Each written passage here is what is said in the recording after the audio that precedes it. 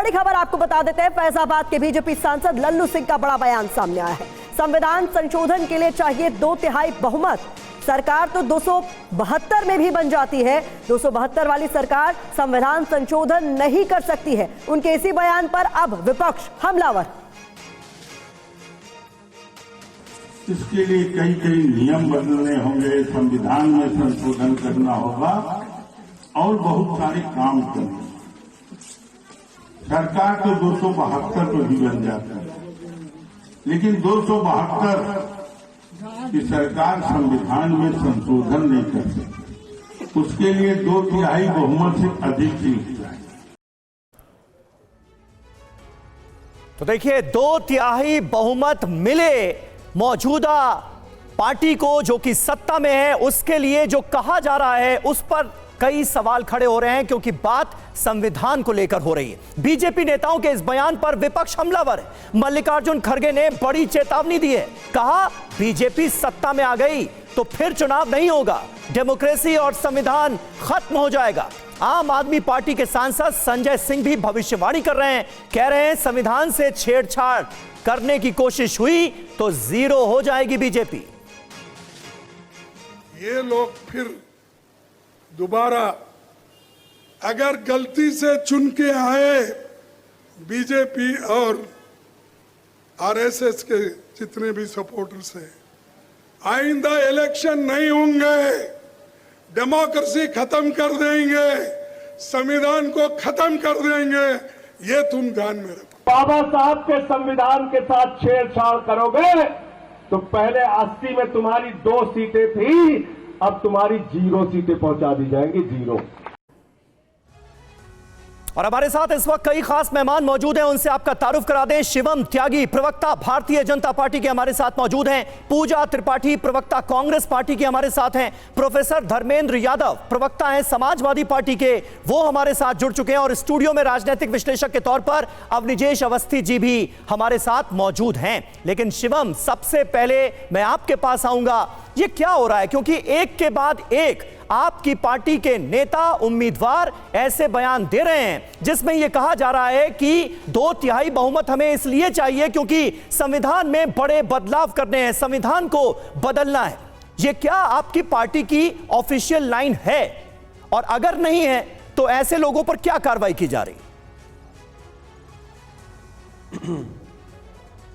समीर जी, मैं मानता हूं कि बिल्कुल ऐसी कोई लाइन नहीं है और इस देश में संविधान था, संविधान है, संविधान रहेगा। भारतीय जनता पार्टी पूरी तरीके से संविधान के प्रति कटिबद्ध है और आज छोड़िए 2/3 छोड़िए कितना भी बहुमत आ जाए, भारतीय जनता पार्टी संविधान में मानती थी, है और आगे भी रहेगी। जहां तक बात इस तरह के बयान का है, जाहिर है पार्टी इस पर भी कोई ना कोई जरूर जो है संज्ञान लेगी और आगे चीजों को बढ़ाएगी। लेकिन यह बात बिल्कुल स्पष्ट है कि जिस तरह की बयानबाजी और ये बातें हो रही हैं, इनका कोई तर्क नहीं है। भारतीय जनता पार्टी हमेशा संविधान से चली है, भारतीय जनता पार्टी ने हमेशा संविधान माना है। और उल्टा अगर मैं इसके उलट बात करूं तो चाहे वो संविधान के निर्माता रहे हो, चाहे संविधान बनाने वाले रहे हो, उनको कांग्रेस ने किस तरीके से ह्यूमिलिएट किया, किस तरीके से उनका अपमान किया, किस तरीके से संविधान में बदलाव भी किए, देश को जेल बनाया, ये तो उल्टा कांग्रेस की रीति चली आई है। मैं थोड़ा सा समय आपसे और लूंगा। मैं एग्जांपल आपको देना चाहता हूं। आप एक बाबा भीमराव अंबेडकर जी के समय में ही भारतीय जनता पार्टी जब नहीं थी, 1952 में बाबा भीमराव अंबेडकर जिन्होंने संविधान बनाया, उनके खिलाफ कांग्रेस चुनाव लड़ी। कांग्रेस चुनाव लड़ने के बाद जब वो उत्तरी मुंबई से चुनाव लड़े तो उनके खिलाफ खुद नेहरू जी जो है प्रचार करने पहुंचे, उनको देशद्रोही तक कहा गया, पर्चे बांटे गए, उनको 14,000 से हारे वो उस चुनाव में। और तो और हिंदुस्तान में पहली बार ऐसा हुआ कि 73,000 वोट जो है वहां पर कैंसिल हुई। 1954 में फिर उन्होंने फिर से महाराष्ट्र की एक भंडारा सीट से चुनाव लड़ा, फिर कांग्रेस ने उनके खिलाफ जो है अपना कैंडिडेट उतारा। कैंडिडेट उतारने के बाद उनको फिर 7,000 से हराया। छोड़ दीजिए इस बात को। इंदिरा जी ने जीते जी भारत रत्न ले लिया, नेहरू जी ने जीते जी भारत रत्न ले लिया, राजीव जी ने जीते जी भारत रत्न ले लिया। लेकिन बाबा भीमराव अंबेडकर 1956 में चले गए, लेकिन उनको भारत रत्न मिला 1990 में। एक ही चीज कहना चाहता हूं। और उसके बाद छोड़ दीजिए, इस देश में जब इमरजेंसी लगाई उन्होंने, भारत को जेल बनाया उन्होंने, संविधान में जो है उनके संविधान के फ्रंट पेज पर जो है जो प्रियम्बल है उसमें सेक्युलर और सोशलिस्ट शब्द लाए, वो देश को जेल बनाया उन्होंने। भारतीय जनता पार्टी इस तरह का कोई काम ना करती है, ना आगे करेगी। लेकिन बयान जरूर दिए जा रहे हैं शिवम, जिसको लेकर ये पूरी बहस हो रही है और सदा रहे। ये बयान क्यों आते जा रहे हैं, इन पर रोक कब लगेगी, कैसे लगेगी, ये बड़ा सवाल है। पूजा जी, लेकिन आपने शिवम को यहाँ पर सुना, उन्होंने साफ तौर पर कह दिया कि ये पार्टी की ऑफिशियल लाइन नहीं है, स्टैंड नहीं है, और उस पर तो प्रधानमंत्री मोदी ने सीधे तौर पर कह दिया है कि संविधान में कोई बदलाव नहीं होगा, बाबा साहब भी आ जाएंगे तो भी नहीं होगा। सीधी बात है प्रतिमा जी, अभी समीर जी ने बहुत सही क्वेश्चन पूछा कि कार्यवाही क्या हो रही है। एक नहीं, अनंत हेगड़े, ज्योतिर्मयी और लल्लू सिंह, ये 2/3 बहुमत 400 पार विकास के लिए नहीं चाहते। ये नहीं चाहते कि बेरोजगारी खत्म हो, ये नहीं चाहते कि महंगाई पे लगाम ले, ये नहीं चाहते कि करेंसी को उसकी उचित वैल्यू दी जाए, ये चाहते हैं संविधान पर बदलाव हो जाए।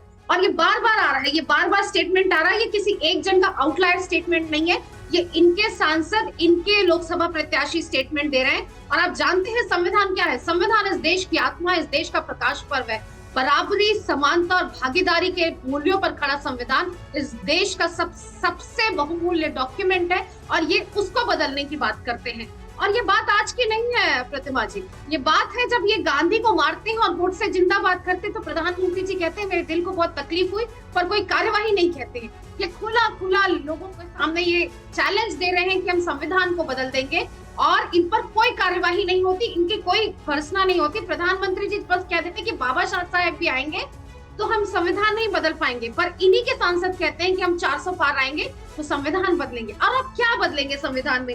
ये संविधान का प्रियम्बल है। मैं शिवम जी को, आप सभी को टीवी में दिखाना चाहूंगी जी। ये प्रियम्बल है संविधान का। आप क्या बदलेंगे मुझे बताइए? आप समाजवादी, पंथ निरपेक्ष, लोकतंत्र, गणराज्य के मूल्यों को बदलेंगे? आप सामाजिक, आर्थिक और राजनीतिक न्याय की चूल्हों को हिलाएंगे?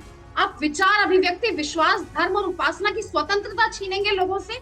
आप प्रतिष्ठा और अवसर की समानता को खत्म करेंगे? या आप व्यक्ति की गरिमा पर हत्या करेंगे? या राष्ट्र की एकता और अखंडता के साथ खिलवाड़ करेंगे? आप क्या बदलेंगे संविधान में? आपको 2/3 बहुमत चाहिए संविधान में बदलने के लिए। प्रधानमंत्री जी अपनी बात पर इतने खरे हैं, और शाह जी अपनी बात पर। ठीक है, जल्दी से एक एक रिएक्शन ले लेते हैं। प्रोफेसर धर्मेंद्र यादव भी हमारे साथ मौजूद हैं। समाजवादी पार्टी के प्रवक्ता अखिलेश यादव भी कह रहे हैं कि भाई तीसरी बार अगर ये लोग चुनकर आ गए तो संविधान बदल देंगे। धर्मेंद्र जी, ये खतरा क्या बीजेपी के चंद चुनिंदा नेताओं के जो बयानात आए उसके बाद जताया जा रहा है? अब तो खुद सबसे बड़े नेता बीजेपी के, इस देश के प्रधानमंत्री नरेंद्र मोदी ये क्लियर कर रहे हैं कि बाबा साहेब भी आ जाएं तो भी संविधान को खत्म नहीं कर सकते। हमारे लिए गीता, कुरान, बाइबल की तरह है देश का संविधान। उसके बावजूद भी अभी शक और शुबा क्यों बरकरार है? समीर जी, भारतीय जनता पार्टी के एजेंडे में डे फर्स्ट से ये बात शामिल है कि वो संविधान को खत्म करके तानाशाही की तरफ बढ़ेंगे, लेकिन उसके लिए उनको समय का इंतजार था। और इस बार अगर भारतीय जनता पार्टी जीती तो निश्चित तौर पर खत्म कर देगी संविधान को। बदलाव तो बहुत छोटी चीज है। भारतीय जनता पार्टी के 3 सांसद अगर बयान दे रहे हैं, भारतीय जनता पार्टी माननीय प्रधानमंत्री जी के कलीग हैं तीनों लोग, बिना उनकी सहमति से बयान कैसे दे सकते हैं? जब इनकी अंदरूनी मीटिंग होती हो